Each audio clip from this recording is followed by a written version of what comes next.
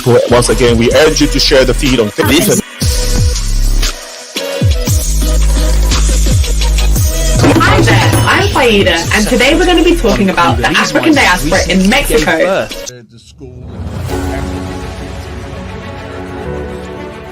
Whether UK likes it or not, I have to leave this country. I became a member and a chief of the Vice Lord all in one day. All these guys, winds are out of the north at Midway Airport.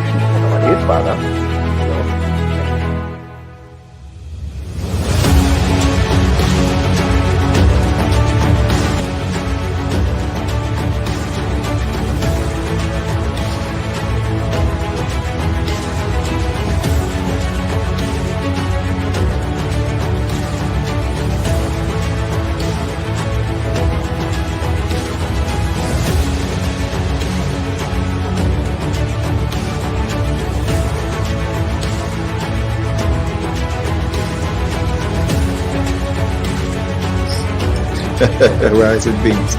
Okay, kids, we have had to come to an end of this beautiful set. It's not about this. This is the inside account of the week that brought the Rainbow Nation to its knees. Right, essentially trying to implement into this.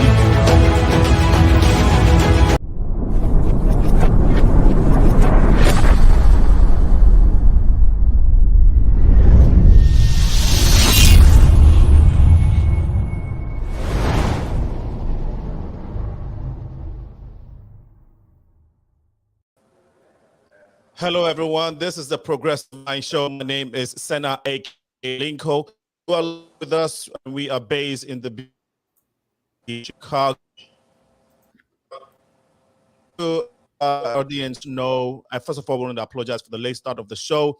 You're live on Facebook now and on YouTube and of course Twitter. If you're on these pages, please share the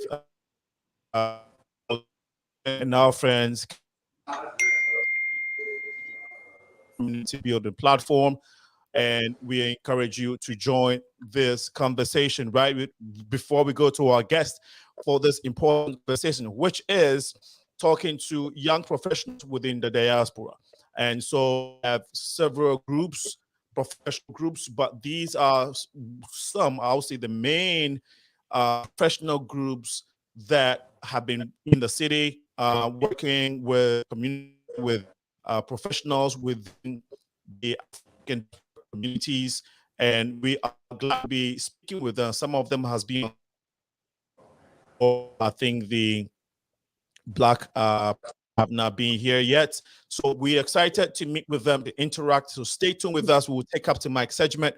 We come back. The conversation with Chicago professionals in the diaspora would continue. Captain Mike, thank you so much for joining us. Please take it from here. All right. Well, right now at Midway Airport, we're looking at 84 degrees. Winds are out of the northwest at just about 15 miles an hour. And we have mostly cloudy skies. Those clouds are going to be moving out later tonight. And we're going to get down to a low of about 55 degrees in the 50s. So we're going to have a pattern of kind of somewhat cooler days and cooler nights. It's going to be boring once again, which is something we are all kind of looking forward to. So let's take a look at the forecast. Tonight, really dry. Not going to have any chances of rain tonight. Going to get down to about 55 degrees, so bring that sweater. Tomorrow's going to be windy early. We're going to struggle to about 63 degrees. Friday's going to be our best chance of rain, though it may or may not. You may have a few sprinkles at best. Friday, really nice day. Sunday also, Monday, Tuesday, Wednesday, still looking nice. And we're going to struggle to get maybe near 70 on Monday and probably into the mid 60s. So, guys, unless there's something, a big change, summer is pretty much over and we're going to get into that fall pattern. And it's going to be drier, so not as humid for those that don't like humidity. It's going to be a really nice week. Looking at our sports tonight, right now, the Cubs are in Miami in the first inning, 0-0. The White Sox are going to be taking on the Cleveland Guardians about 7 p.m. So I'm going to hurry up my show so I can get there and watch it tonight. And the Bears will be playing Houston, Texas, right here in Chicago at noon. Looking at our health and fitness report, 6 ways to try to keep dementia at bay as we all age and get older. The biggest way, let's talk about the 6 ways. There's no one better than the other. First one, exercise. Some studies have showed there's a 50% decrease in dementia in active older persons. So it doesn't matter when you get active. If you're already older, start exercising. Experts recommend about 150 minutes of exercise per week. Second, mental stimulation. Stay mentally sharp. Learn a new instrument. Do something new. Learn a new language. Do something just to stay involved and engaged. 3, quality sleep. Our sleep really flushes out those brain toxins and keeps us sharp. So quality sleep is very important, very important. Stress management. Stress shrinks the hippocampus of the brain, and learn relaxation techniques to keep that stress at bay. 5, social engagement. Social engagement helps us with our memory and cognitive recognition of people. So stay friendly, stay out there, use your social media to stay active and meet people and do things. 6, and very important also, last, eat a balanced diet. Lots of fruits and vegetables, and especially your omega-3 fats. And try to avoid trans fat and saturated fats. And with that, Tina, we're going to go back to you. So much for the updates. We really appreciate it. I know we have been technical today. Please bear with us. I want to encourage our audience to please bear with us. It's been quite challenging. We will skate through this. Captain Mike, once again, thank you. All right, and we'll see you next week. Would go to our guest this evening. Want to again, yes, I see feeds dropping off. We will make it happen. Just bear with us. We will skate through. Today just happens to be a different day. We don't go through this at all. So, well, let me just go straight to our guest, Erica D. Erica D. Black. Is that Dr.? Because I'm seeing Erica and I'm seeing Doctor. So, Erica, please go ahead and introduce yourself, and then we go to Dr. Alim, and then we can go to CHIOMA. David ZIGAH is also here with us. So, Erica, we want to start with you. Yes, thanks for having me. Hello, everyone. My name is Erica. I have lived in Chicago for about almost 10 years now. A transplant from originally from Miami, Florida, first generation Haitian American. Moved to Chicago for a job, not for the snow, but started off the Chicago chapter of the Black Professionals Network here earlier this year with our first ever event in April. Super excited to bring this organization that started in Miami as just an idea and really bring kind of like that same framework and structure over to the Chicagoland area. So super excited to be able to chat with you all about what it means to be a professional here. Thank you so much. Dr. Alim, please. Hello, hi, thanks for having me. My name is Dr. Alim. I'm a dentist in the Chicagoland area. I currently work in the public health sector. So I work with a federally qualified health center. It's kind of like a safety net clinic. So it provides a lot of services for low income or housing in unstable persons. So people battling homelessness and things like that. I'm currently here in Chicago, but I'm originally from Miami, Florida, just like Erica. And so I'm a transplant here, and I've been here for about 6 years. And so I'm very excited to be on the Black Professional Network committee and team. And I'm just so excited to network and help build our community. Awesome. Great to hear. Thank you for joining us this evening. David ZIGAH, you are not new. I personally know you, and a few people that I'm on the set probably also know you. But for Erica, at least for the sake of Erica and Dr. Alim, please introduce yourself and your organization. Thank you so much. Hello, everyone, for tuning in. You know, it looks like all the Miami professionals are coming to Chicago, which is great. We welcome you all. We want more people to come. Besides the weather, I think Chicago is a great city. So tell your friends to come on. My name is Davidson ZIGAH. I'm the president of the Ghanaian Professionals of North America.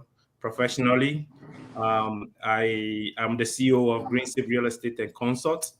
We do real estate, insurance, and financial services. I've been in Chicago for almost 13 years, straight from Ghana. When I get to Chicago, I've seen the gap between the very successful and those who are struggling. That is how GPNA came about, to bridge that gap. And we organize a lot of events, which maybe down in the program we can talk about. But I just want to use the opportunity to welcome the Miami people to Chicago. We've Thank been you. yeah. Thank you for a great intro. And we'll go to CHIOMA is the president of the of NAPA, which is Nigerian American Professionals Association. CHIOMA, let me now do the introduction for you.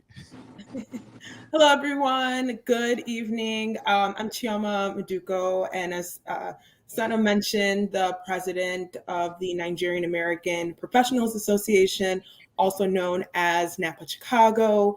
I'm a Chicagoland native, and I've lived here all my life. I am a Nigerian American, first generation American citizen. I'm super passionate about volunteering and giving back to communities that have just poured so much into my life and my development as a professional and as a person, and super interested in learning more about how I can make the world a better place. And I found those avenues through groups like NAPA Chicago, and I am ecstatic about being here and just talking more about what it's like to be a professional in Chicago and working and volunteering with community groups. Thank you so much for a great intro. We will go to Abla Commissioner.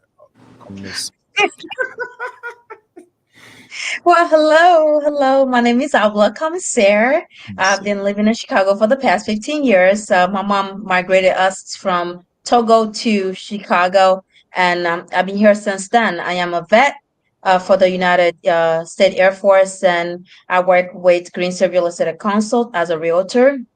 And I also do, insurance services as well. And I'm excited to be here. I'm also part of the GPNA group. I moved straight from Togo to Chicago, and for some reason, we got embedded into the Ghanaian culture. So even as a Togolese, I'm very much heavy and as a volunteer, as a participant into the Ghanaian culture, just because my tribe is really, is also part of Ghana and another part of Africa. So I've been here since then, and I love being here, and I'm excited to be here. Thank you. Awesome. During the show, if you want your friends, family to follow up what is going on, you can share the feed. You can go on your phone, search for Progressive Minds, and share it on your page so your family and friends can also follow us. And I'm very glad to have you on set. It's always refreshing to see fellow professionals who are dedicated to go beyond themselves, to go beyond their basic needs, and work for the greater good. Is always inspiring, because there aren't too many that are carved in the kind of your caliber and the things that you do. So and I know it's a sacrificial work, so I really respect what you do and having time to do it, and the discipline, the focus, the dedication, and the determination. So really want to give you kudos for what you are doing already. Let's find out from, since the Black Professionals Network are first on this set. Let's first find out. So you said Chicago, so that means there is a national network, and this is the Chicago branch. Is that correct? Yes, that is correct. And this has been in existence for Chicago. Now nationally, how long has it been in existence? Yeah, so the Black Professionals Network started off in 2014 as kind of just like a get together or a roundup of Black professionals in Miami, Florida. I think when people think of Miami, they don't think of Black people. They think a lot about the Latin community, but there is a very thriving community of Black folks across the diaspora, from the Caribbean, Africa, etc., that are thriving and doing really great and amazing things. But we didn't have an organization that brought us together once we graduated out of college. So the original founder, Kanasha Paul, took it upon herself to create this network back in 2014. And it started off as a yearly summit where Black professionals came together and had a lot of mentorship opportunities and leadership opportunities and trainings and networking mixers and things like that. And it has since grown into now 3 chapters. So HQ kind of branched off in its own, and Miami became its own chapter. Chicago has its own chapter, and LA also has a chapter. Brilliant. Dr. Alim, how long have you been part of you? So yes, you came to Chicago with her. So I'm assuming you started the Chicago. Oh, we didn't come together. We found each other. Yeah. So like Erica said earlier, we just had our first event ever as the Chicago chapter a few months ago. And so I went to the first networking mixer, and I loved the energy. I loved how many people were there. I loved the mission-driven kind of conversation about networking and building. And so I just kind of asked, like, how can I get involved? Like, I want to do more. So I've just been a member just for a couple of months. Awesome. A couple of months. Can you say exactly when? 1 month? I want to say, Erica, when do we have that mixer? April. Since Yeah. April. And was that in downtown? No. It was at Mr. Brown's Lounge. I don't know what neighborhood that West. is. It's Mr. Brown's. I think that's like a bit. That's close to West Loop, right, David? I think that's west of Chicago. Yeah. Awesome. That's very brilliant. And CHIOMA, how long has NAPA been in existence in Chicago? NAPA dates back to 1998. So it's a couple decades old. Since the 90s, it was started by a group of professionals working in the public sector. And at that time, it was only made available to those folks that were in politics and those types of industries. But since then, it's evolved to include any Black person, really, any person of color, anyone that wants to get involved. I've been involved since I got involved back in 2017. When I graduated from college, I was really seeking a community of people, of professionals that looked like me, that wanted to do more than just focus on themselves and give back to the community in multiple ways. But yeah, I started in 2017 and I took on the role of programming. And in 2020, I took on the presidency. Beautiful. So David, how long has GPNA been in existence in Chicago? GPNA started in 2015. Our first ever event was in June 2015. So I wouldn't say there hasn't been any sort of Ghanaian professional organization before then. According to some of the mentors that I talked to, a couple of people tried. It didn't work because, Ghanaians they do things certain ways. But that was a challenge thrown at me from the beginning and my other executive that started with me. But we were able to pull off an event, our first ever event in that's June 2015. And that event, it was our first ever barbecue, just to meet and greet professionals, to know ourselves, share ideas, how we can help one another and all that. And that event, we had over 200 people that attended. I definitely recall we had plenty of food. And yes. Abla, what motivated you to join NAPA? You were the secretary to the organization, is that correct? Yes, I am a financial secretary to the organization. Awesome. I joined GPNA in 2017 because I love the idea, I love the vision, I love the mission, I love what we do.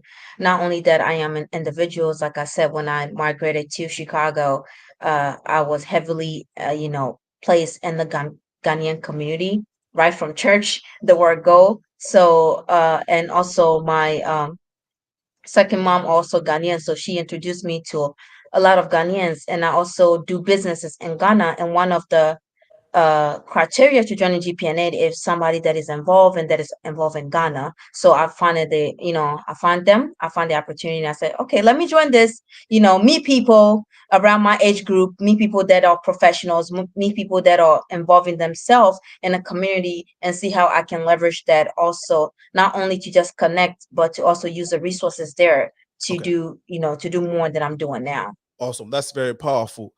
I think that it would be very good to know what your organization stands for, because yes, it's a professional group, but what do you stand to achieve with your group? Is it just professionals within the Nigerian community that can join you? And when they come and when they join,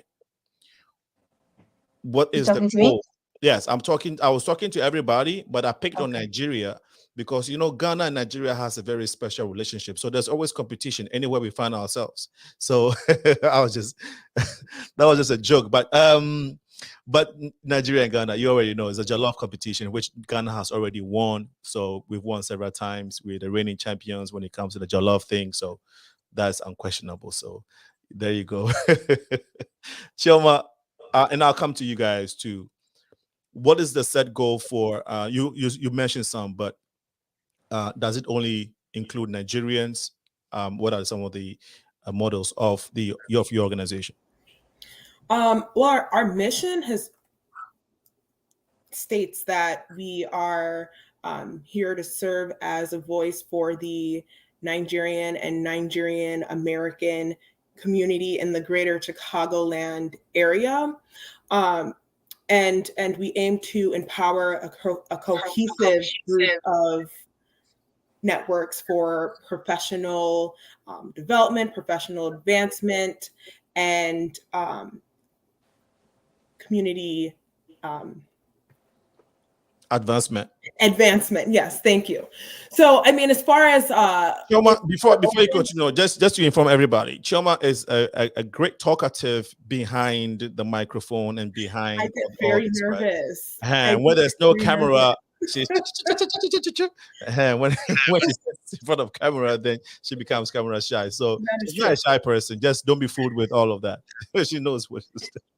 Thank you for that pass there and covering me. However, as far as us being open to other people beyond Nigerians, we do have, and we have always had African Americans that have served on the board since 2017, and that's all that I could really speak to. We do have other Africans that always show up at our events, but as far as the planning committee, we have had African Americans and mainly Nigerian Americans and Nigerians that serve on the executive planning committee. David, so your group is Ghana Professionals of North America. So it just speaks to that. So, but if you may want to take a few seconds to break it down, just like CHIOMA did. Yes. So it doesn't just speak to that, it speaks more than that. Okay. So GPNA is a solution-oriented nonprofit organization to provide a platform to promote professionalism in the Ghanaian and African community across North America. Okay. And the core value of unity, support, and success. We seek to provide mentorship, education, networking, and investment opportunity for Ghanaians, Africans, and investors. So anybody who want to invest or have any relation to Ghana, you can be a friend to a Ghanaian, you are more than welcome to be a member. We have some members who are Americans here because they invest or they do business with Ghanaians. So yeah, that is what we do and that is what we stand for. Beautiful. Erica. And then Dr. Alim, you all can take turns, but Erica first. Sure. What does BPN seek to, look out for when they're out there? Yeah, so I think it's also important to include, like, BPN is an official 501c3 nonprofit organization.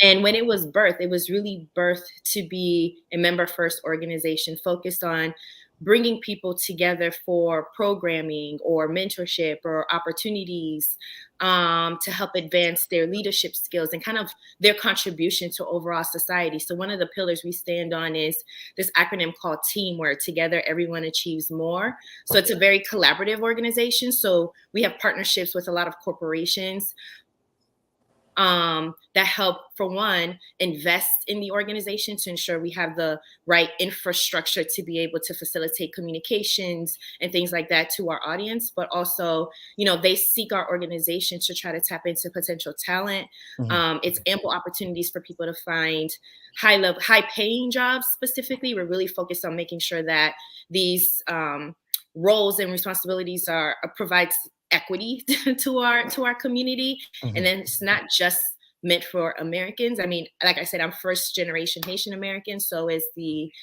founder of the organization, and Miami is just a melting pot of a lot of different cultures. So you know, it's all about just celebrating Black and how beautiful it is and how we can build equity together. Okay, I don't know if Dr. Alim wants to add to that, but I think what's running in my head is that if you say Black professionals, you may have said it, but someone would probably also associate it with the African American community. Yeah. So, right. So, is there a professional group mainly designed for the African American community? If you can elaborate on that, Dr. Alim. So I think that's the kind of the beauty of Black Professionals Network. Because, like Erica mentioned, Miami is such a melting pot, and it's such an example of how all types of Blacks can come together and kind of build with each other. So I'm African American, but like Erica said, the founder is Haitian American. And so I think at a certain point, it becomes very beneficial to understand that, like, once we are here in America, Black is Black is Black is Black. You know what I mean? So I don't think that there is one specifically, or maybe there is, I'm just not aware of it, of African American professional network, but a Black professional network is kind of just like an umbrella. Wow. Black people. It was founded in Miami, and it has branches across the nation. Wow. Do you know how many states that you are in currently? The number of states? 3 currently. We're in Florida, Illinois, and California. Okay, and so the goal is to grow out. Yes. Okay. Wow. Wow. And I know you mentioned the long-term goal, but if you can reiterate that. Well, the long-term goal, Erica, do you want to take over, or you want me to do it? My puppy is active right now. Okay. So we'll have Dr. Alim, go ahead. Sure. The long-term goal, or like our ultimate mission, is to impact 1 million Black professionals across the nation. So like that's our goal. Like if we can build that type of community, we will have, you know, achieved what we set our sights out to do. So yeah, really just trying to connect 1 million. Okay, so you want to have a population of 1 million members? Yes. 5 years, 2 years, 3 years, 10 years? Now that I'm not sure. I don't know if we've given our no, that's all of the above. All the above. Okay, great. Now, you said benefits. So when you have a membership of this, is the goal to have this many membership, to have that much network where you are able to provide jobs for folks, or using that leveraging that membership to do things in the community? Or so can you elaborate on the benefits that would come when you get to that number, or at least get close to it?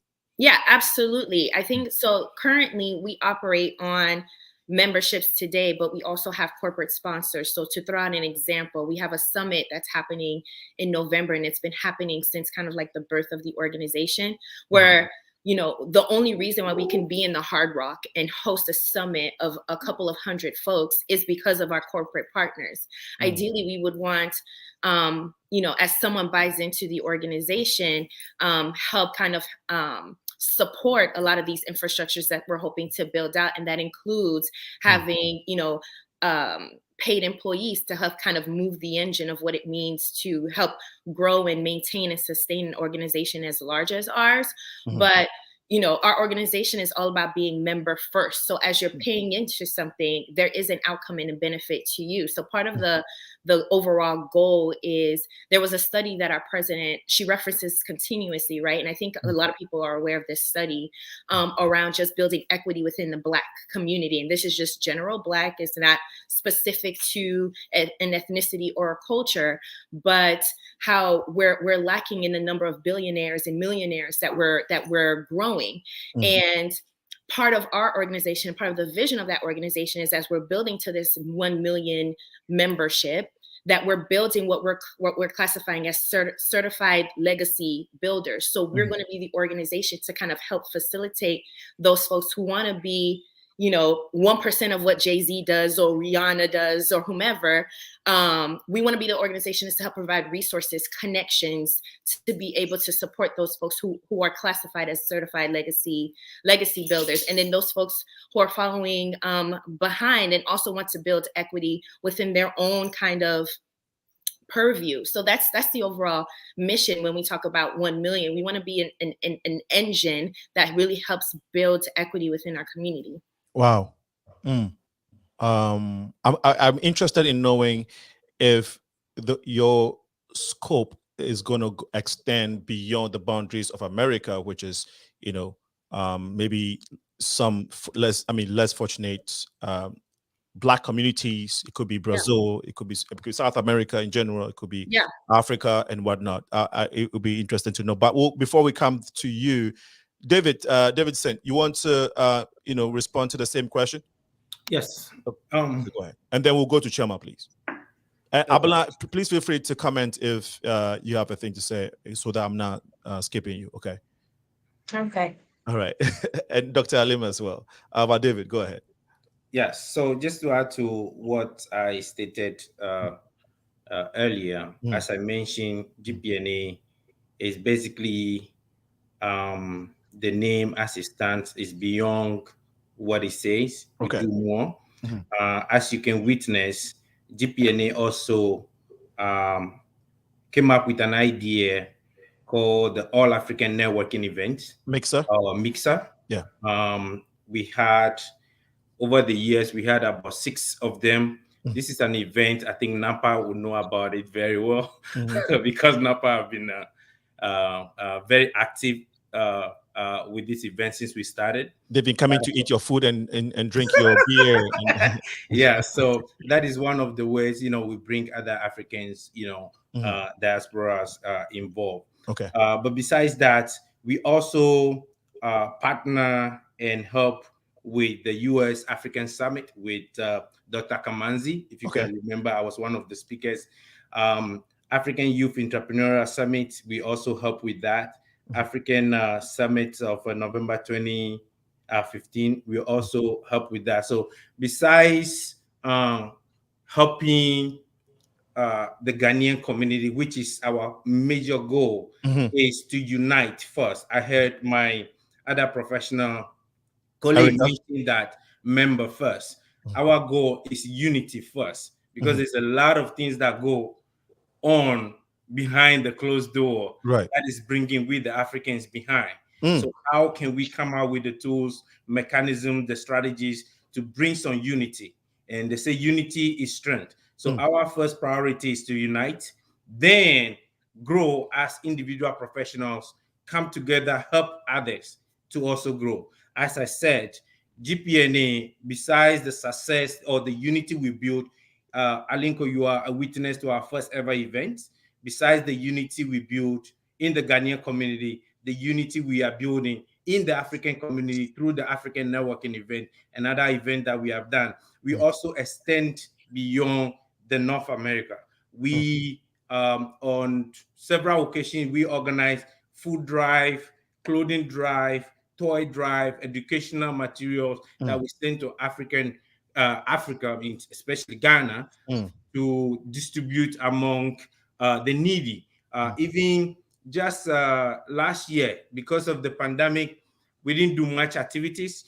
We went online. What we did was, every month we'll come out with a program to educate the community, how to start a business, how to here or in Africa, how to financial planning, health issue, all sort of topic to help young professionals or to help professionals advance beyond the COVID, beyond the COVID. Right when COVID hit, we started this program and we've seen a lot of success here within our members, within the community. And also in addition to that, I think just last year, there was a tidal wave in Africa, especially in the Volta region, where the sea swept, houses, swept out people, houses flooded, everything. The GPNA was there right on the news. We distributed food item,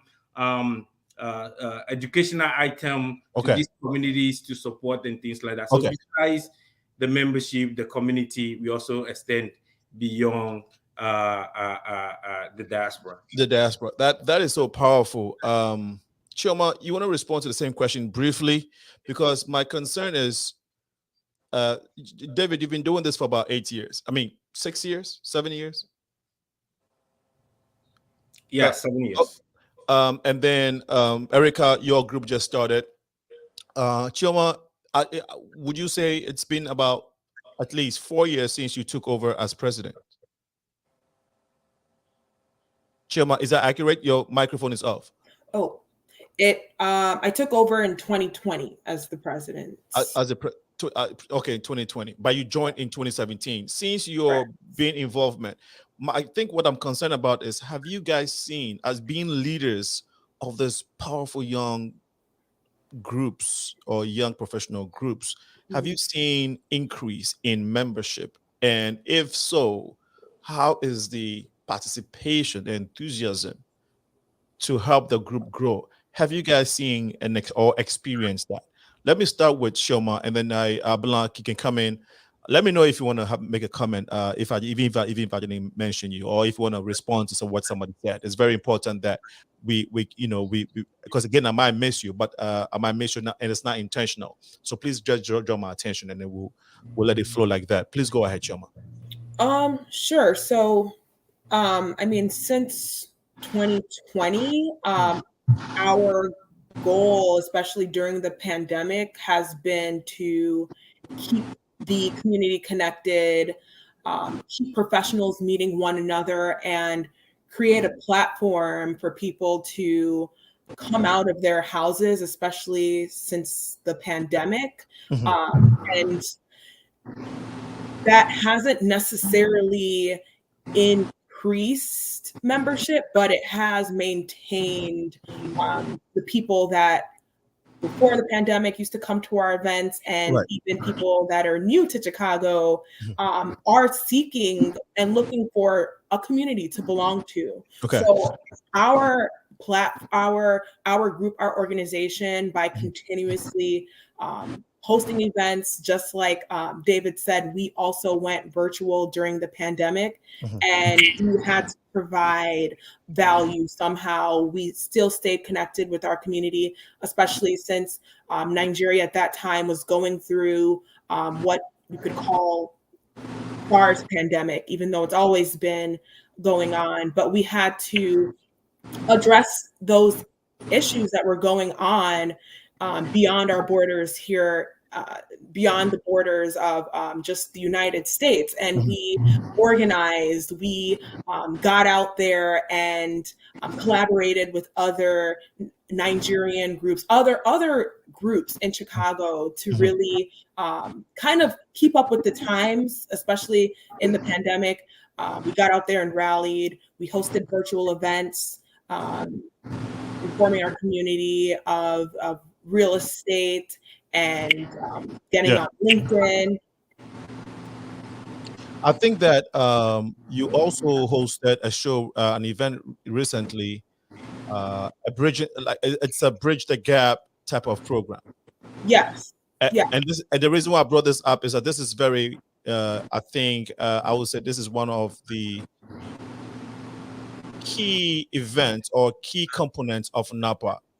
Ever since I've come to know your organization for about, I would say 10 years now, that has one of your big topics, or I would say passion, or I would say objectives when it comes to bridging the gap. Can you speak a little bit on that? Yes. NAPA is one of our, Bridging the Gap is one of our signature events. And in that event, we invite all people living in the diaspora to come together to begin to discuss the apparent issues and the apparent matters of how we feel about one another. And we try to conduct a very professional atmosphere where we are inviting professors, we are inviting thought leaders. We are not seeking just facts and feelings, but we're kind of seeking solutions of how to begin to not necessarily fill the gap, but begin to bridge the gap and work with each other to kind of just start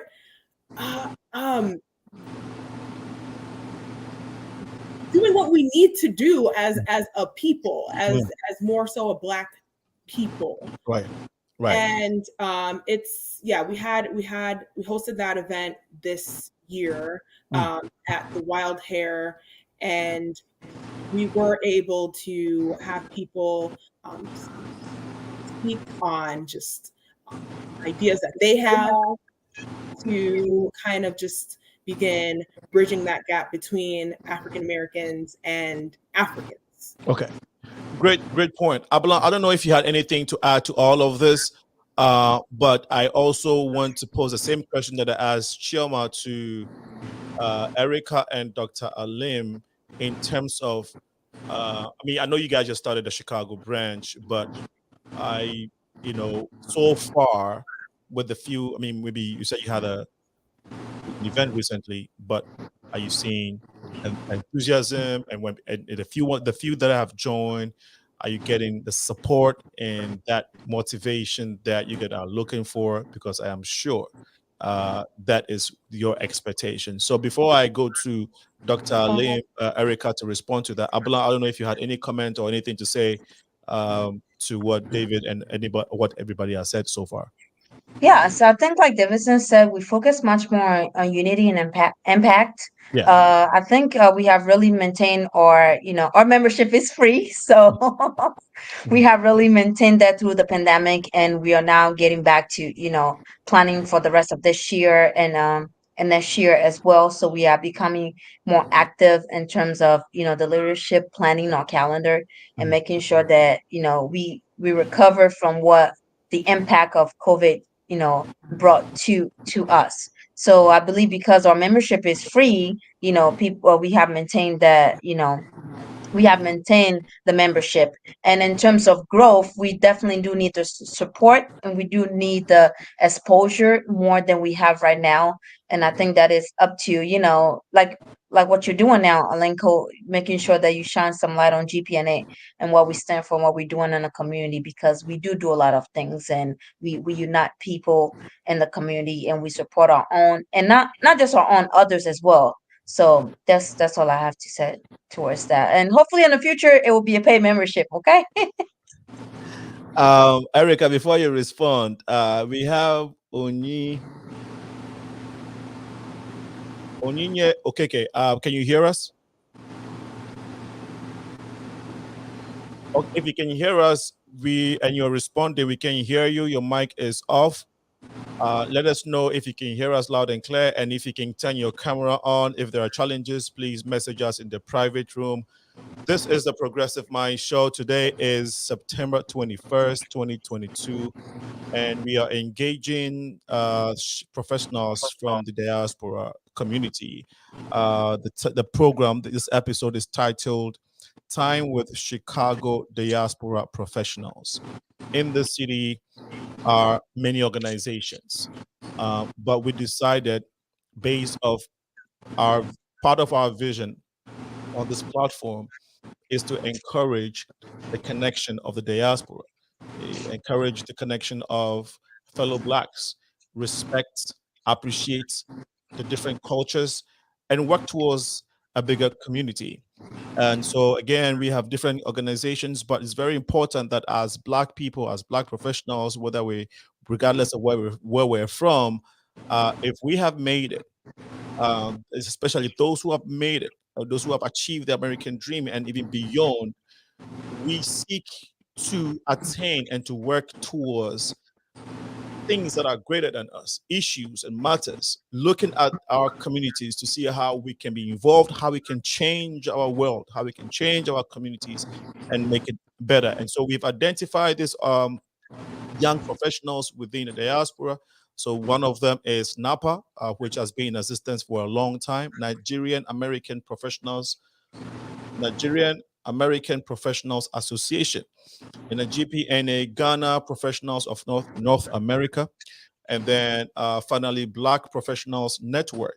We just connected recently at a Black-owned company, Sip and Savor, and we said, let's have a conversation together to see what we are doing and how we can find synergy in working together for a greater good for our community and for humanity in general. So this is why we're here. If you just join us on Facebook and on YouTube, of course, we encourage that you share the feed. Your friends and our friends can be part of this community building platform. That is simply what this is, and that's what we strive for. Engaging in dialogues such as these that can change our world a day at a time. So please share the feed, be part of the conversation. Our phone lines is not working currently. We will fix it so you can call next week into the show. But for now, you can send your comments on YouTube or Facebook. It will come. We will read it. Feel free to be part of it. We'll go back to our guest this evening to engage us. And let's go to Erica and Dr. Lim to respond to the question that I asked earlier. You want to run that question back? Yes, yes. So my thing is, first of all, have you had few people join since you started this group in Chicago? And what is the enthusiasm like? Yeah, so the great thing about our president and founder of the organization is that, you know, she's been through the trenches and she knows what it means to build an organization like this that's super targeted to members of our community who are looking for resources. So we set realistic goals and expectations for ourselves. And in our first year of fully launching this chapter, it's really about building awareness and educating more and more folks within our demographic around what it means to join our organizations, how we plan to serve them, the type of programming and resources that we can make available to them on a national level, but also in the local level. Like, how are we going to curate programming specific to needs in Chicago? Because Chicago has different industries versus in LA or Miami. So, I mean, in our first ever mixer, I mean, we sold out on RSVPs and we had a lot of folks join just over the excitement of this organization coming about and wanting to learn more. And we've since had mixers every other month. And I would say probably out of the 4 or 5 that we've hosted this year, we tend to get a member every time that we're able to convert and bring on board. And then they're super excited and have a lot of enthusiasm on becoming a founding member, which means that you're helping to curate what the local chapter experience is meant to look like for this particular market. So is there a lot of enthusiasm? Absolutely. Are people excited about an organization like this coming to fruition and wanting to see us succeed? Absolutely. There's only a select few, and honestly, it's better focused on quality versus quantity, because those folks will really get their hands dirty in helping to build out this organization on a local level and enable us to really be able to do some really great and impactful things for the community. Absolutely. And I just want to add, Yeah. Erica mentioned 1 or 2 people converting to members per mixer. That's nothing to sneeze at, because we actually have membership dues. And so we're asking for a lot of buy-in up front, which could only really happen if leadership like Erica and Kanasha were engaging and dynamic enough to get people to buy in at such an early stage. And so we have people that are excited, and we're excited. So, it's been good. Thank you for adding your 2 cents to the conversation. Looks like Onyinye Okeke cannot hear us. So at this point, we would continue without her. Please let us know if you were able to get the feed, and then we will bring you back in. So CHIOMA, you are on your own. Your VP, your colleague is not able to help you out. So know that you are on your own. She's doing great. That's how I came into this world, and that's how I'm going. Don't worry. Don't worry. We got your back. We got your back. Don't worry. We got your back. Good thing is you have cool people here. And so we want to take a few comments from our audience, and we'll go back to the conversation. Very well said, Senna. Always inspirational and bringing people together. Thank you so much, Ashia, for your powerful comment, and also helping folks that are dealing with domestic violence. If anybody know a person that is dealing with this, Ashia's organization, Empower FPN. Ashia, I have not completely, slightly forgotten the name of your organization. Can you please text it in the comments so I can read it? Thank you so much. And this is from Ogutanyibo Yika says, awesome show. Thank you so much for joining us. Rebecca Modis says, great job, guys. Thank you so much for joining the feed and commenting. Maggie Lubia, this is awesome. Our appreciation, Maggie. Thank you so much. Alan Dior D says, great. And then Mike LA says, great show. Simon Ogeto says, great to see our youngsters take on the role of growing our Chicago African communities. That is very, very powerful. Thank you, Simon. Big up from Mr. Candyman.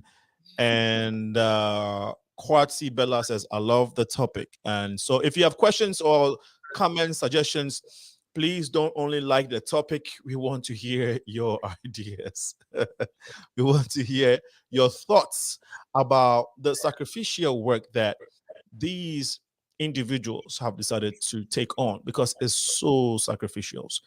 It's 7 p.m. exactly, 7 p.m. Central Time.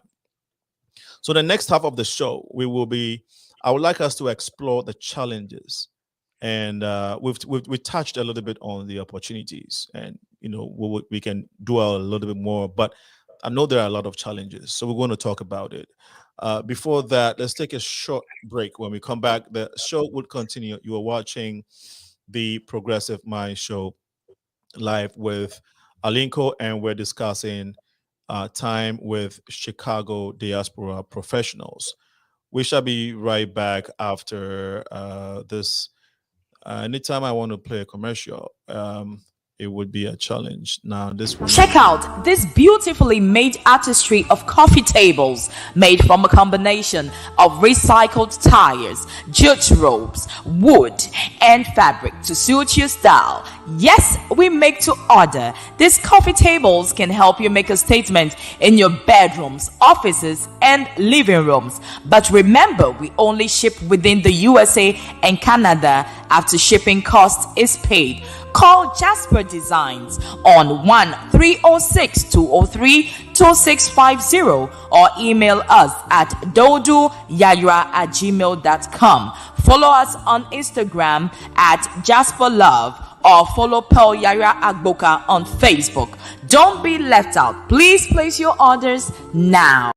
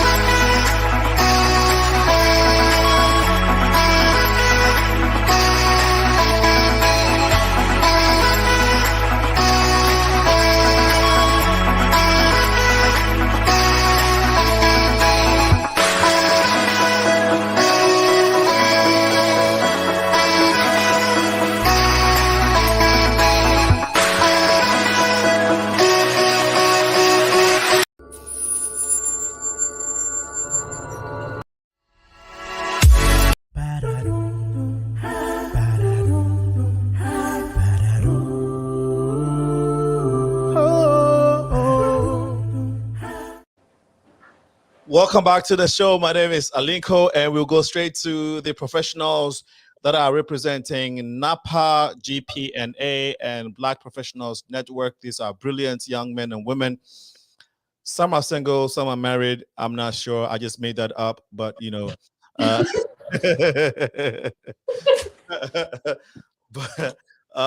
it's been interesting so far. Feel free to be part of the conversation. Someone just called me, but I know you can call me on the WhatsApp.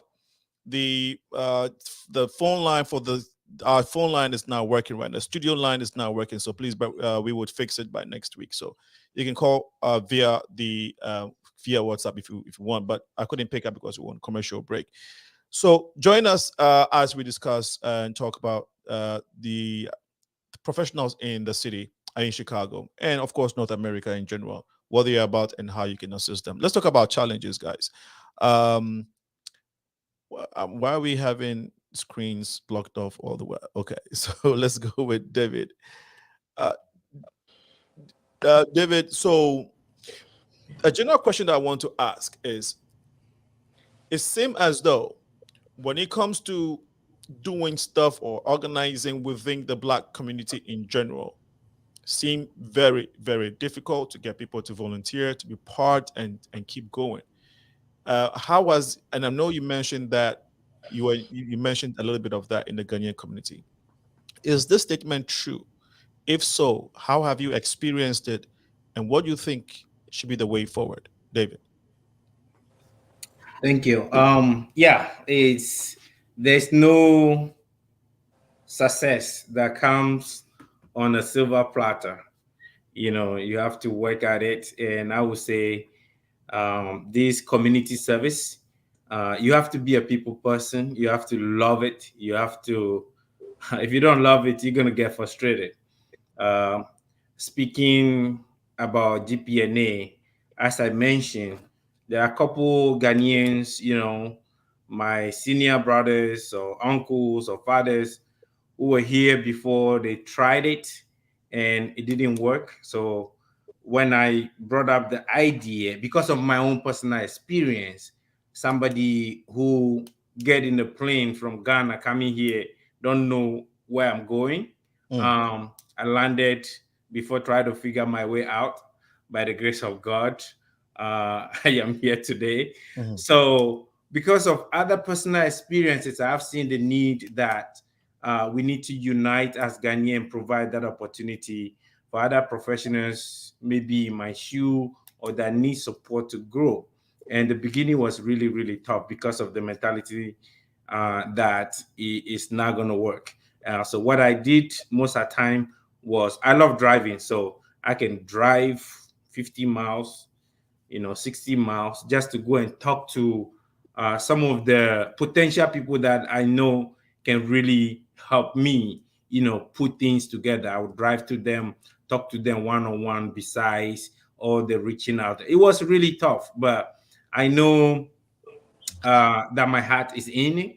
And why is it tough to get people, to get Africans, educated Africans, successful Africans in the diaspora to want to be part of groups like this, to help, not only to help the group grow, but so that our collective efforts can be beneficial to our immediate community and the entire the general public? Because like you said, some people have sacrificed for us to enjoy these things that we enjoy and benefit off of. And so the sense of community, the heart to get involved and do something that can be beneficial for the masses is very difficult to find within the African community. And I'm an African, I can speak to it. Before you answer that question, we have a caller, so we don't keep him on holding for a long time. He decided to call me on my personal line because we have technical issues. That's what happens if your studio line is not working. So we'll go for it. If you don't know my personal line, that's fine. You can call that. My brother, go ahead. It's a great show, and it's also great to see this great minds who are here today. My name is Stephen Ogutoyinbo, and also I've been involved in a lot of projects that gets geared towards connecting young people. And it's great to see my sister CHIOMA MADUKO on the show. And I want to just ask a question. How do you connect with other, because I see that we are speaking much about Chicago, and where we have other young diasporans, in different places. And we know that the basic challenge with a lot of diasporans here is information. Information, talking about immigration issues, talking about how to connect the dots for a lot of diaspora. The challenge is there. Getting to know much about, okay, how do you do things? Even talking about immigration issues, some people do not even have the right information. And I think this is what they are talking about fundings. There are also some fundings for diasporans, for businesses. So most of all this information, young people don't have it. And I say that it is only Chicago. How do we also harness in connecting other diasporans who are not Chicago-based? How do we reach out to them? Awesome. We have Nigerians we have Ghanaians in New York. We have Nigerians in New York. We have them in Texas. We have them so much in Maryland too. How do we connect the dots in terms of helping them, especially immigrational issues? Most of them don't even know the basic information about immigration. They tell them don't do this, but they don't have the right information. I think this is a right path in the right direction that I think as young think tanks and leaders should also see in terms of connecting the dots and also creating information, sustainable information that can also help them and not get the wrong information that can make the journey of their lives, run for a long year. And a lot of people who are even green card holders, they're still working in factories, whereas there are things that they can do, that can help them work, in a better suitable environment. Right. So I think these are things that these are questions. What are you doing the right path in this direction in terms of helping young people get the right information at the right time? I think that's a powerful, you are. That's a very powerful question. Erica has been smiling. I think because she's been smiling, so I'll have her respond. Everybody else was listening keenly, but I saw the smile, the smirk at least. He is a joyous person. I didn't finish. Like, if that's her resting face is smiling, come on. Okay. Well, I just thought the smile meant I'm ready to respond to this question. I can take if she's not ready. You got it.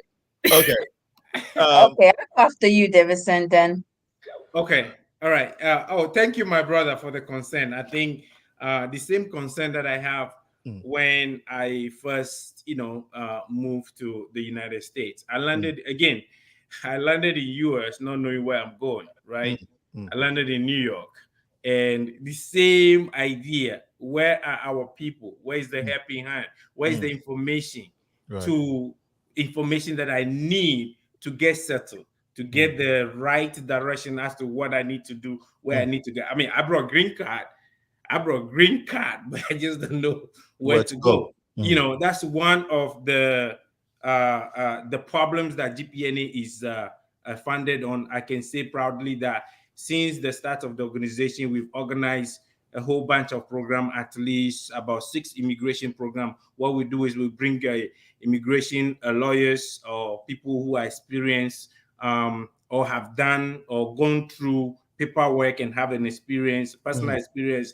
We link them out with people that have immigration issue. I personally mentored about 3 different young folks who came here on asylum kind of thing, and they were, they have a special place for them. I took them in, mentored them. Right now, 2 of them have graduated from college.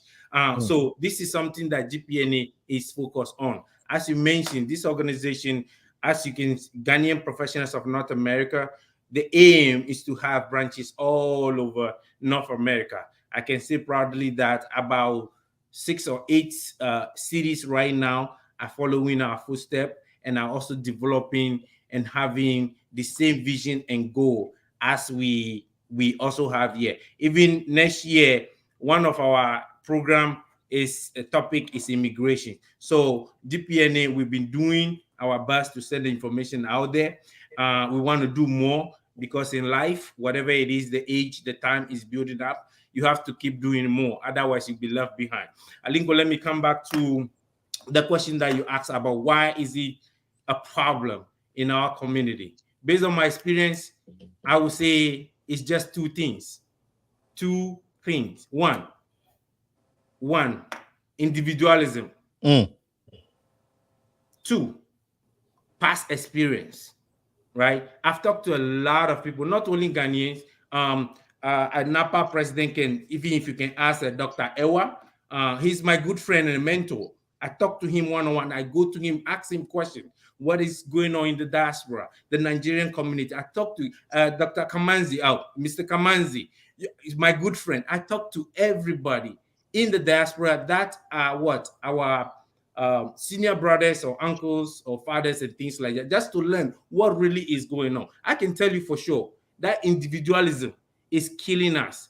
That is also another reason why GPNA is founded.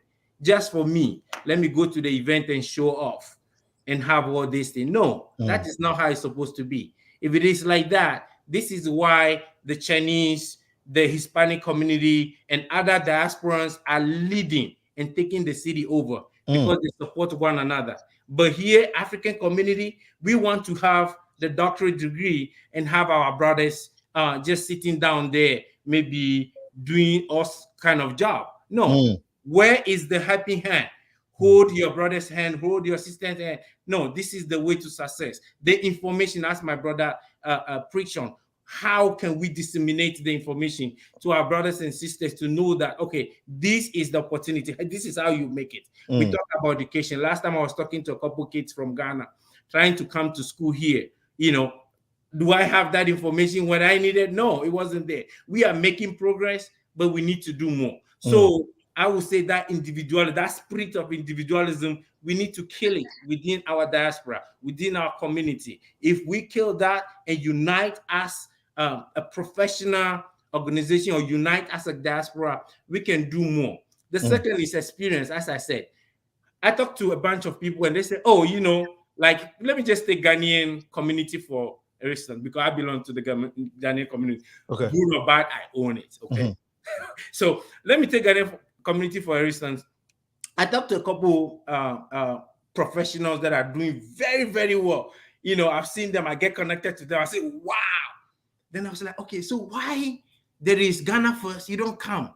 Why is this? You don't do this? Why you don't? Then they'll say, you know, the way they do things, you know, he doesn't want to be part of it because they've done this and that and that and that. And that. Then my question is, what have you done to change that?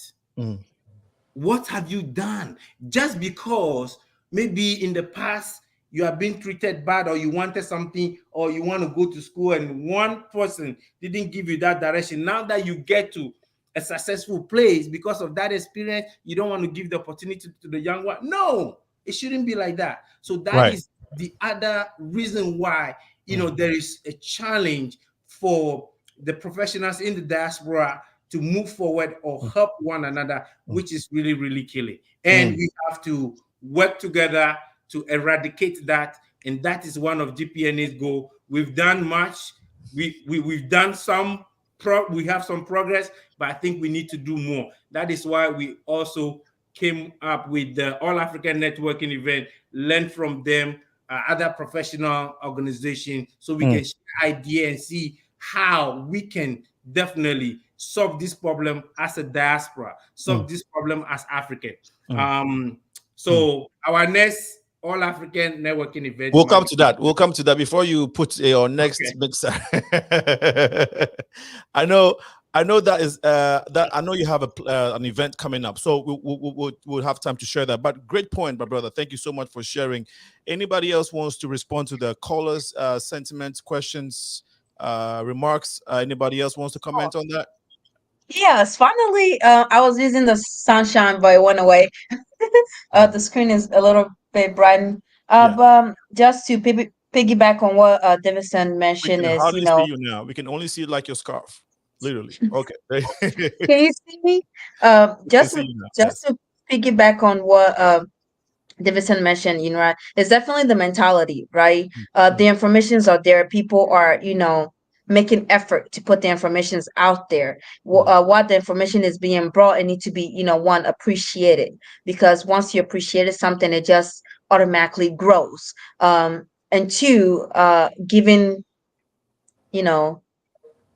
while somebody's doing something, giving them the proper accolades also will encourage more of this organization, NAPA GPNA, will encourage everyone to just pull out more there, because it's being used and it's being recognized. Because even in the African community, in which I've talked to a lot of people, they rather go to other groups and get the information there, which is nothing wrong with that. But if you want more a tailored experience to what you're going through, right, it's easier to just come to us and get the information free of charge. But just because they don't want to be seen, there's a lot of people, even in the Chicago area, that they don't want to be part of some type of a community, which is very sad. Until they end up in a hospital, you don't have family here. They're looking for someone, then they find us. Then we are useful. Those are the things that happens that discourages us, right? Because you're fine, you got 2 jobs, 3 jobs, you banking that money, you sending it back home, but you don't have family here. You don't have anyone here. You're not connected to your community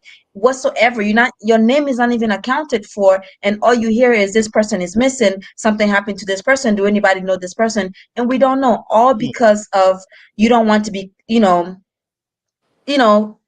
be part of the community, which is not good. So we as African, whichever country or whatever you're from, you need to find a community. You need to be accounted for, even if it's your name, right? Be there, lean in, and be understood, and come as a solution and not the problem, because we all know the problem. So just come as a solution, and so we can work together and do that. And second, he talked about immigrations, and we're talking a lot about Chicago. One thing I told people is Chicago is really immigration friendly.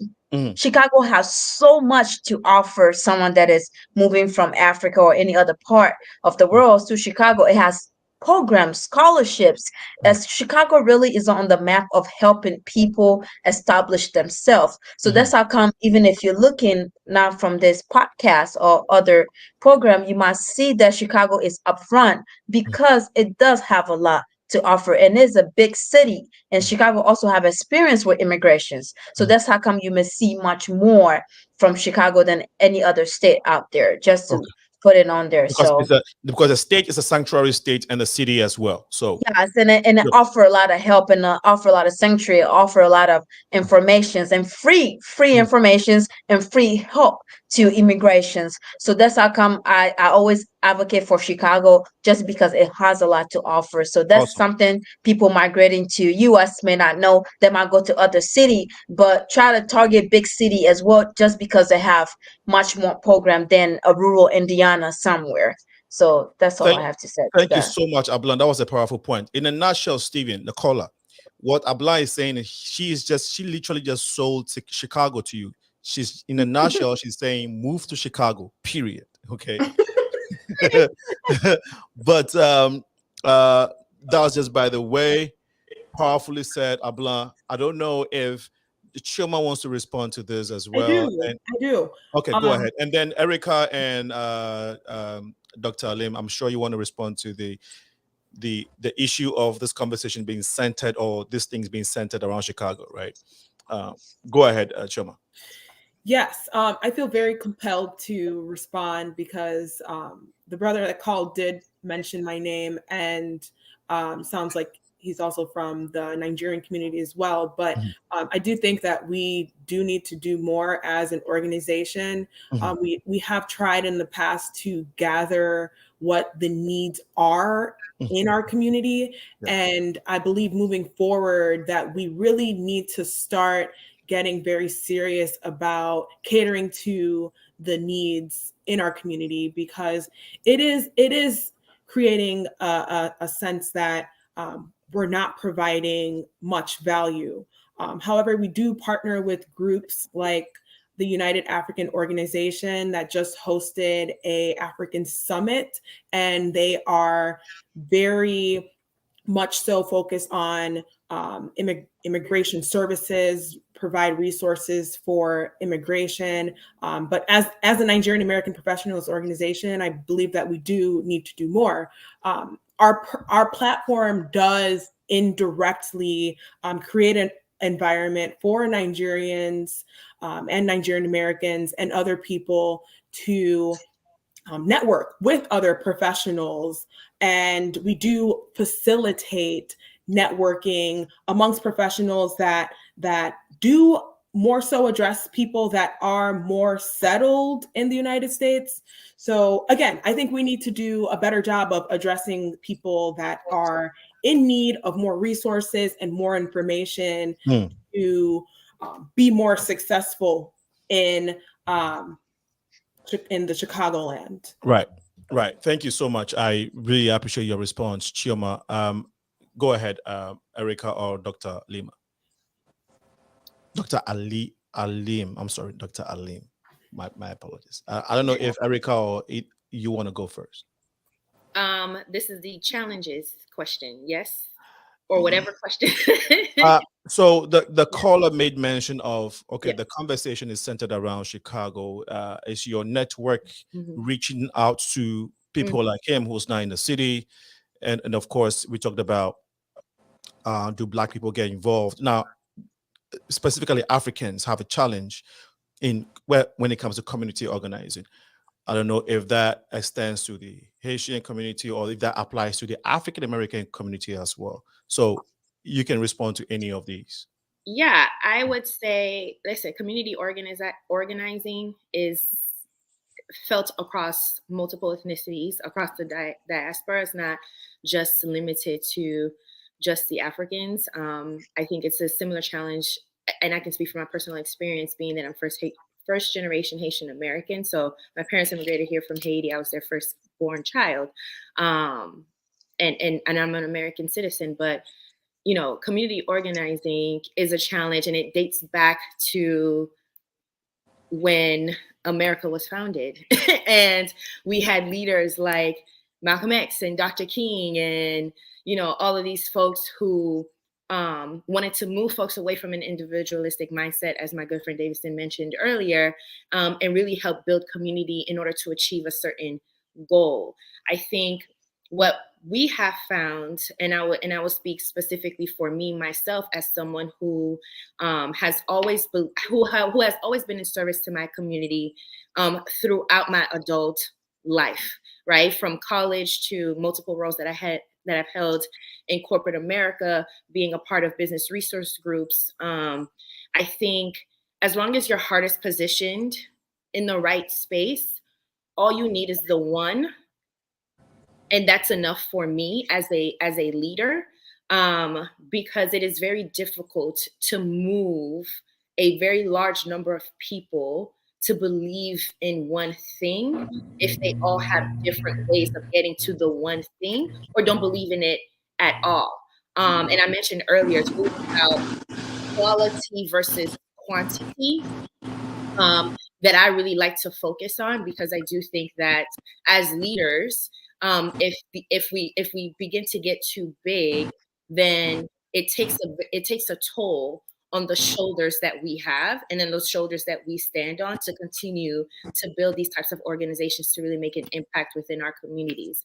But it is a community thing. It's not specific to one particular ethnicity. It's across the diaspora, and it's something we'll continue to see for generations to come, and it's things that we've seen generations past.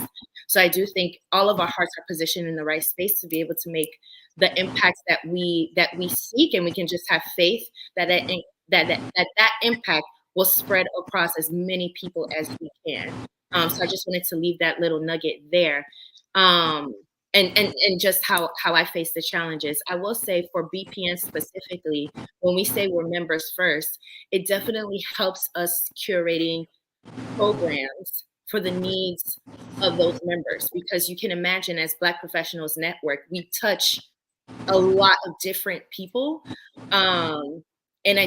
So being a member first organization helps us to cater our ideas and our mission and our vision to the needs of those members. And as we continue to expand, as those member needs change, then we will flex and help to facilitate and fulfill some of those changes. But I mean, there's so many issues across the board that we can talk about that, you know, I do think for us, because we're kind of focused on that, that kind of helps us be able to target what we need to in our short-term view, but also build long-term strategies for the future. So do we want to go beyond just America? Absolutely. Like I said, this organization was built off of people who come from immigrant families. So we do have a world view, absolutely. We just want to be focused and catered and structured for our members first. You're on mute. I'm sorry. Yes, you're right. Dr. Alim, I don't know if you have any comment to or any additional point to make. No, I think she Okay. said it beautifully. Okay, thank you all. And if anybody has a fan where you are, can you please turn it off? Because I think we're getting that feedback.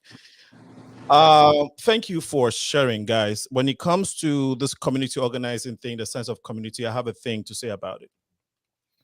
In as much as I agree with everything you all said, including Erica, and I think that it's important to say this. And anyone that has been watching the Progressive Minds, is following us, you know, I always say this, that when it comes to community organizing, the African community, our Africans don't do so well. And I can speak as an African. Caribbeans are maybe guilty too, but you know, we can get to that later.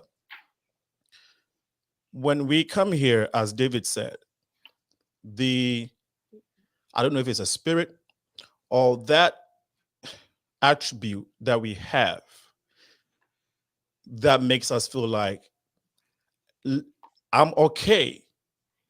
I'm okay as long as I have mine. I'm okay as long as I have a 9-to-5 job or have a car, I build my house. As long as I can meet my basic needs, nothing else matters. That attitude we have has been killing us. I think it's part of the reason why Africa is underdeveloped, because when some of us make it up to the top, it's difficult for us to develop that trait or that attitude. It is in us, but for some reason, we've tuned it off. To pull others up, it's very, very difficult for us. Why so? I do understand. Some have ascribed it to poverty. That because when you're so hungry, all you care about is you want to feed yourself, and once you have it, you're not thinking about anybody else. So some have actually has ascribed it to poverty. Now, that's another conversation to have, but it is a fact that when it comes to us organizing or us joining groups, Africans, especially those who have, so on the continent, I know that's our problem. That's one of our problems. And here when we come, and even the diaspora, we show that attitude. There are a lot of very smart and successful Africans here who can donate, even if they cannot be involved in, let's say, GPNA or NAPA. Their resources can help them move their vision and their objectives forward. But they wouldn't, because of that spirit of individualism. I have a lot of money. And I think we take so much pride in showing off our wealth to the point where we don't seem to see the light in sharing what we have, what God has blessed us with others. And forgetting that if we don't work towards a better community, when it crumbles, because we are in it, we suffer. We will be part of the crumbling. And so we need to grow out of that individualism spirit and understand that a bigger community is very, very important. I too have had calls or people contacting me last minute. Oh, you know, we have this situation. Do you know how I can contact the Ghanaian president or the Nigerian president or some community that can help me? And these people are, and sometimes these are people who have been in this country for 20 years. They don't belong to any organization. Most importantly, non-African organization, especially even the community that they're from, even the countries that they're from, they don't belong to any type of society that can come to their aid when they're in trouble, unless when the time comes, then they want to seek help. So that the attitude that we have had is something that has been our part of our problems, and nobody's going to come and solve it for us. In this country, somebody built it. We come here, and I was having this conversation earlier with CHIOMA. Africans come here in droves to seek greener pastures. Let's not get it twisted. Somebody had to work, sweat, and shed blood for it. And so my disagreement with you slightly, Erica, is that when it comes to organization, I think the African American community has shown as an extreme exemplary of it. Because if you look at the history of the African American in this country, the circumstances that they have had to deal with and endure, but yet still where it have been able to contribute to building of this great nation, and to keep building and to have such a thriving community as African Americans, it's mind-blowing. It's admirable. And I think that as Africans, we can learn from that. I told CHIOMA earlier that in Nigeria, Nigerian youth organized what we call SARS recently, I think a year or two ago. It is on record that the Nigerian government, it's on video, instead of protecting the crowd and the protesters, they were shooting into the crowd. It's been reported that Nigerian citizens were shot by its own government. It's been reported. It's on YouTube. You can Google it. Burna Boy made a music in that regard. Ask me if the same youth has gone back to the street to demonstrate. My point is that in Africa, all it takes is one gunshot. When we go to demonstrate, to fight for what is right and what we need, and we meet excessive aggression or pushback, we don't come back to demonstrate. That's it. One of the reasons why we've had very bad presidents who have ruled, bad leaders who have ruled Africa for 30 years, 40 years, 50 years, and run these countries down. Because the people cannot revolt. We can't keep coming to demonstrate. Once we meet oppression, once we meet resistance, we go back home and sleep. That is not the case of the African American. Again, if you look in the history and if you see and know what has happened in this country, they have had to be on the street each day and day in, day out. Even though they were killed and brutalized, they marched every day. Reason why a lot of us can come to this country and easily go through the process and become citizens. We can easily sign up when we're looking for jobs. We don't sign up as Africans. We sign up as African Americans or Blacks, as immigrants, whether you were Caribbean immigrant or African immigrant. We sign up for that. And guess what? Somebody fought for that. Somebody fought for civil rights. Somebody fought for equal pay. Somebody for all these rights. Somebody consistently organized and fought for it. And it's when it comes to the Black community, we understand the work that the African American put in. We don't have time to go into all of it. So when I say that the African American have shown the way, and guess what? That inspiration, the inspiration to protest for SARS in Nigeria, I think it was gotten from George Floyd protest. There's a direct link. They got that inspiration from it. I'm not putting anybody above each other. All I'm saying is that some people have done well, and we have to acknowledge that as immigrants, as African immigrants or Caribbean immigrants. But more importantly, my encouragement to African intellectuals in the diaspora is that let's get out of our individualism mindset. Let's get out of our comfortable zone, and let's strive to give back. It doesn't matter who you're giving back to, but we need to, because somebody paved the way for us, whether on the continent or here. And that's the comment that I wanted to make. Anybody wants to comment, add to that, please go ahead.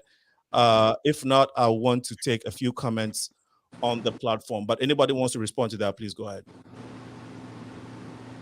Okay, so since we're not getting any comments to what I've just said from my guest, I guess they are thinking about it. They are making their notes. They're going to come back and they're going to hit me hard, and I'm going to just chill and I'm going to raise my hand. But before all that happens, all that drama unfolds, let's take Richard Ayari. He says, facts. This is more power to you, Senna. Richard Ayari. Thank you so much. Richard, I think you were new on this platform. The first time I'm seeing you, so thank you so much for the encouragement. And this is Senna Alinko is always on point. God bless you. This is from Kakape. Excuse me, Kakape. Thank you. I really appreciate it. I think we already read this person's comment. So this is what I think. This comment is in direct response to what David, you were saying earlier when it comes to our participation, involvement of professionals, African professionals. She says, because someone doesn't want a brother or sister to take a lead. Yeah, that individualism spirit. Okay, so thank you so much, Kwazi. Envy is all part of it. I don't know why we are so envious, but that's one of our problems too, Africans. Anybody a physician or pharmacist here to prescribe medicine for envy within Africans? I think Dr. Ali. Okay, yeah, Dr. Ali, we need her. I think there's a research going on about it, so hopefully. Okay, so Kakape says, greetings to such a great team of professionals. You are awesome.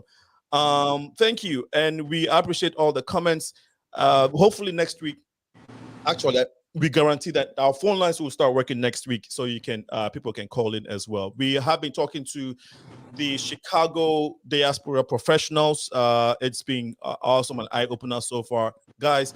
These young ladies and gentlemen are doing a great job. We only have one gentleman here. You see, can you believe it? You see, that's we need more. Yes, we need more. David, in your group, in your team, Where are they? Where is Omar? Where's Omar? Omar's supposed to be here. One of my great friend that supports very dedicated to the community. He should not be here. I talked to him earlier today. But we're gonna bring more. And I also find that when it comes to a lot of these things, this organizing things, the women take charge. They are always involved. Where are the men? We are supposed to be the leaders.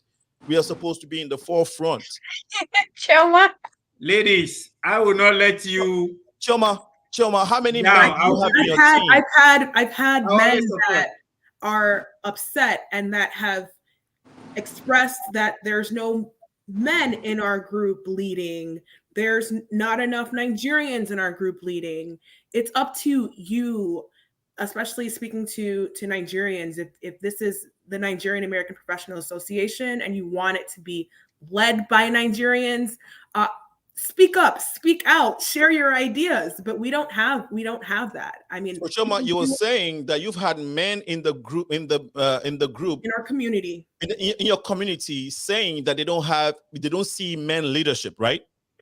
Yes. So why can't they be the example? Why can't they take charge? The men that are saying somebody should lead, you be the leader too. It's my point. That's why you have to be solution driven. That's what I'm saying. How are they telling? That's one of my problems with my friends, my professional friends. How are they telling you to? How are they complaining to you all the time that they need men leadership, and that's exactly who God has made them. God has made us the leaders, and they are looking to you and complaining there are no men leaders, and they are there talking about it. And I'm sure they are professionals. Everybody is busy. Nobody has time. From time immemorial, nobody has ever had time. It takes sacrifice. It takes foresight to see and look at the next generation, to consider the younger ones, to consider a greater good, to want to sacrifice and dedicate a piece of your time for the betterment of those that are around you. Let's go to some of the challenges. So CHIOMA, I really want to challenge the members, the men in your community and in your group to help you, because your vice is also a female. Is that correct? Correct. Your secretary, is your treasury a lady? Our treasury is a male. Okay. How many board members or leadership? The leadership team, how many are you? There's 6 of us, and 4 of us are women, 2 of us are male. Okay, thank you. And last year, I think we were an all lady board, all women board. That's the whole point. That's the whole point. David, how many men do you have in your leadership team? We have 3. Okay. So out of the 3 men, 3 men, 3 females. Okay. So Ghana is showing the way, guys. I mean, to be honest, I mean, once again, I mean, once again, the competition between So their Nigeria and Jollof Ghana. rice is better. Is that what you're saying? Okay, I'm ready. Let's not go there, please. Alinko, Okay, I let's would go say to. that Yeah, go ahead, David. when Boye was NAPA president, he did very well. He's my good friend. I think he might be listening. I would just encourage him to inspire more young Nigerian professionals to take up the mantle. Indeed, it's not easy, but it is doable. It is doable. So yeah, I think when Boye was the president, he did very well. So awesome. yeah, NAPA, we encouraging you guys. Come on, let's get it together. I hope I will see more of the NAPA guys at the next event. Yeah, we're going to talk about some collaborative ideas in a moment. Erica and Dr. Alim, what is the leadership structure looking like? There's currently myself as president, Dr. Alim as VP, and then we have one who you also met at the coffee shop, who's going to lead our membership. And then we're looking for someone to lead events, but it is all women. Yeah. It's all women. It cannot be acceptable, guys. It can't be acceptable. We're not saying men don't lead at all, or are very guilty all the time.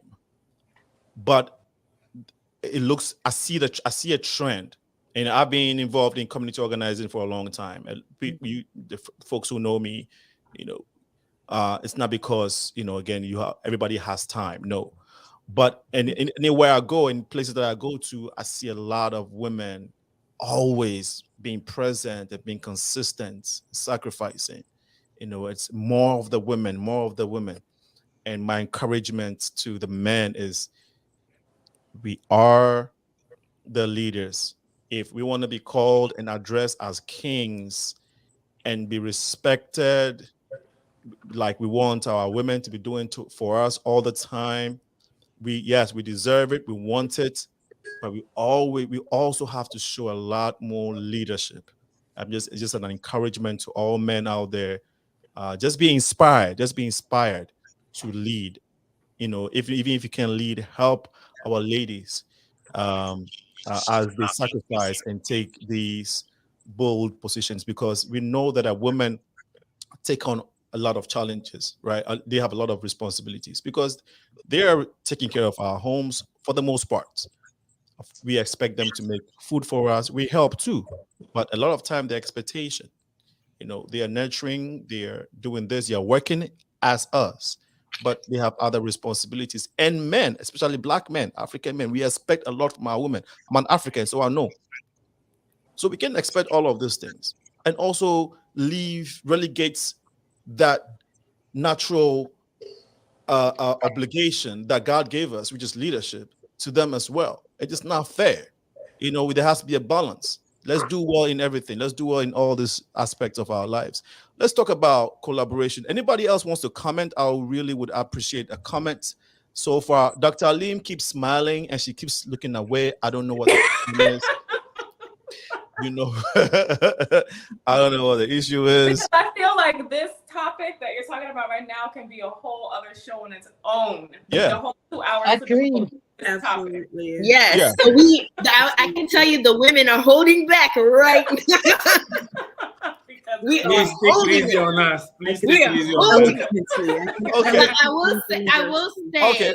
aside from your duty as man, war, representation matters, right? Yeah. So as much as we see it in media and we want to see more of us, it's the same in community organizing, is that people want to see themselves in the leaders of people who are helping to serve their communities.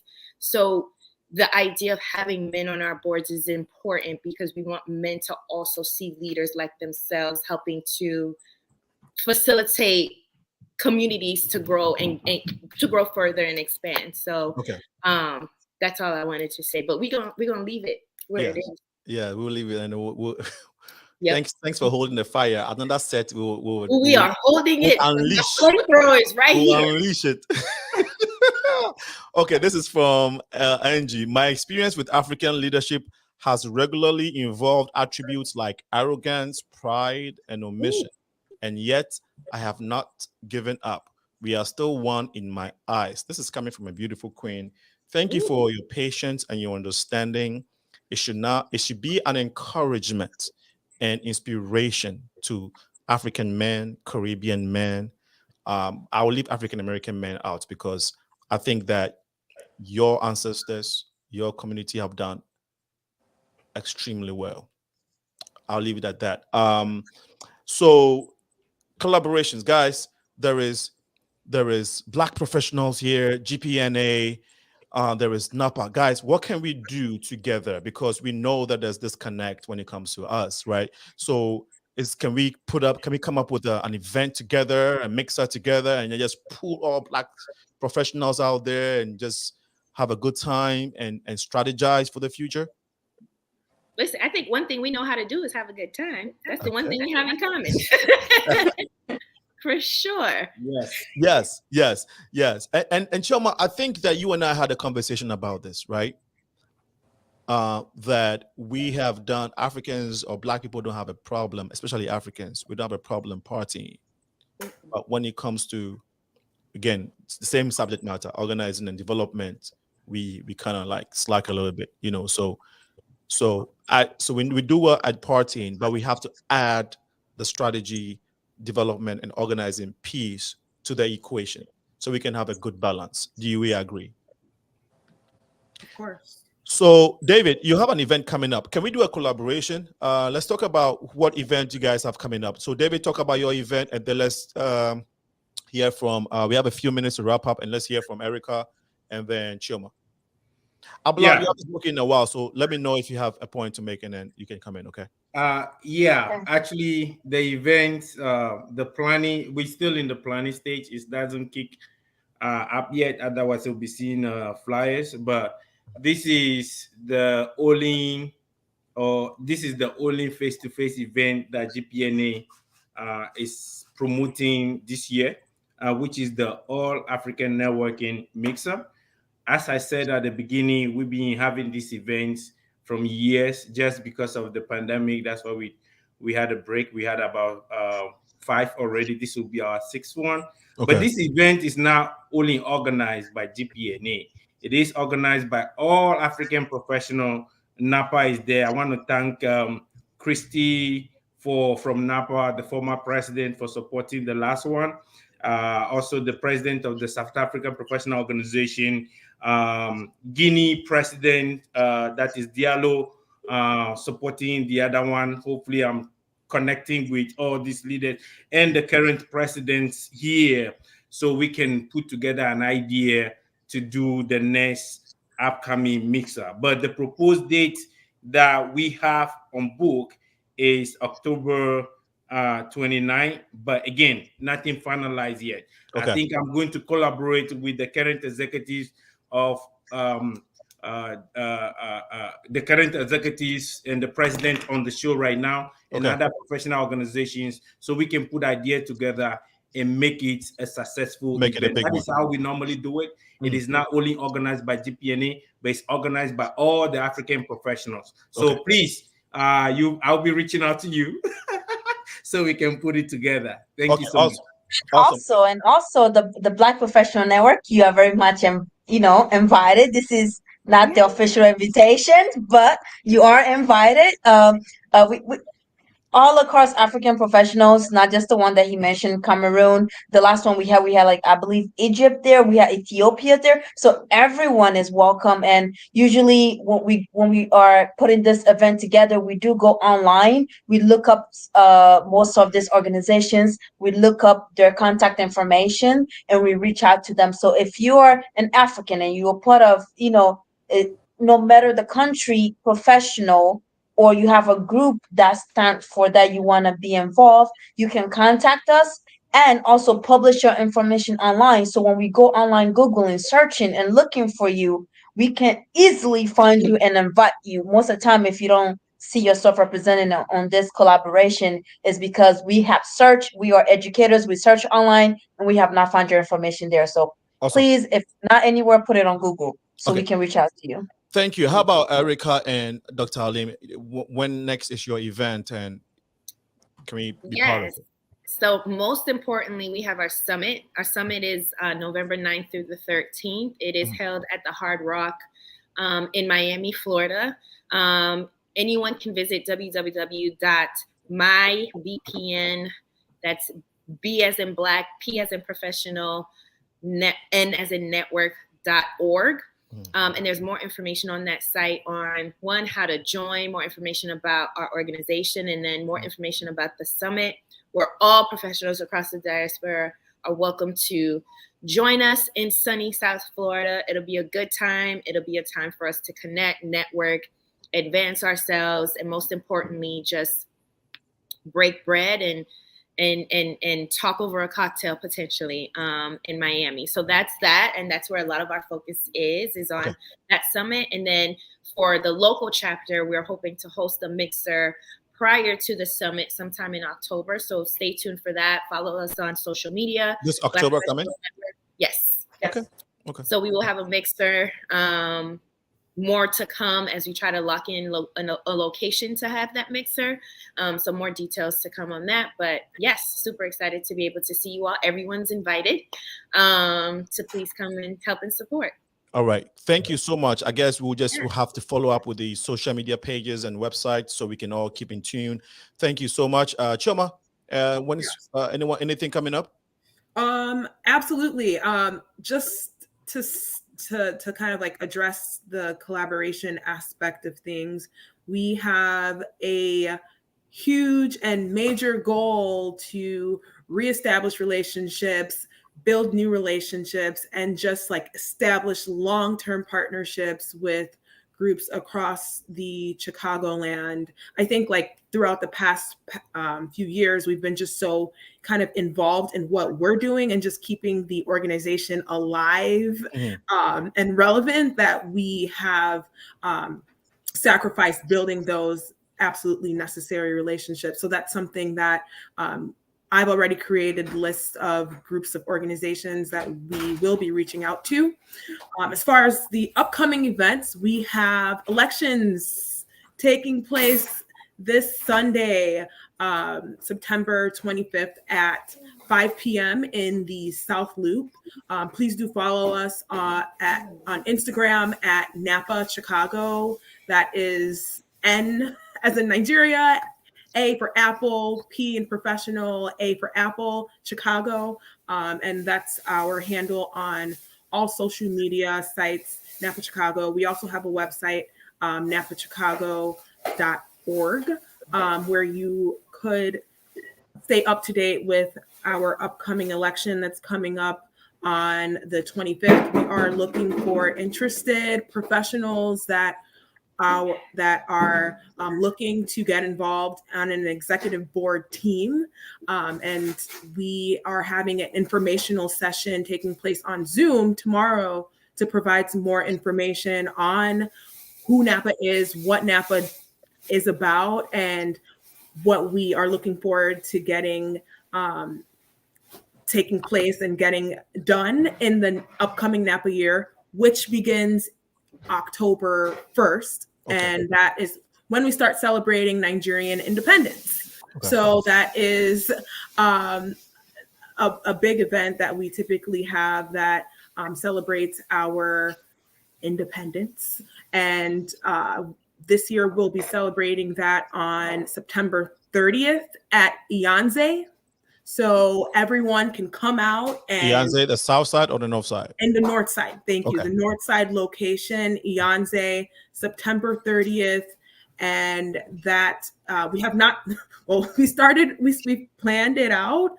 We will have flyers available for that. So just follow your page, right? Yes, follow our page, NAPA Chicago on Facebook, on Instagram, and you can join our mailing list.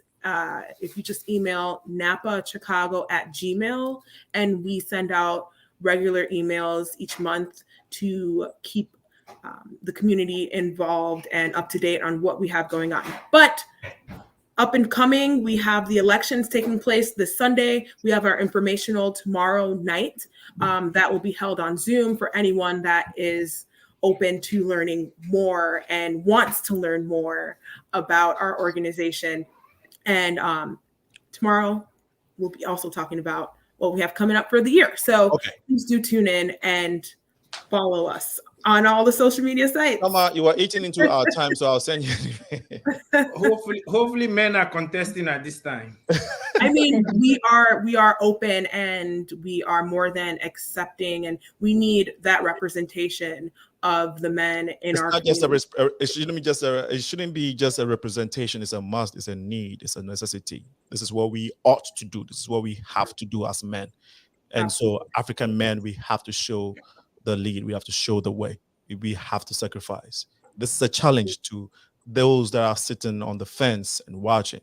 It's a challenge to all of us. This is very important to our men. And I think it's a way in probably the programming or how we've been doing things. But I always say, if you have ideas, if you have suggestions, you bring them to the table. The group is not set on one way of doing things. We are an ever evolving group, and we need the diversity of thought, the diversity of people, of gender, to be able to provide more programming and more relevancy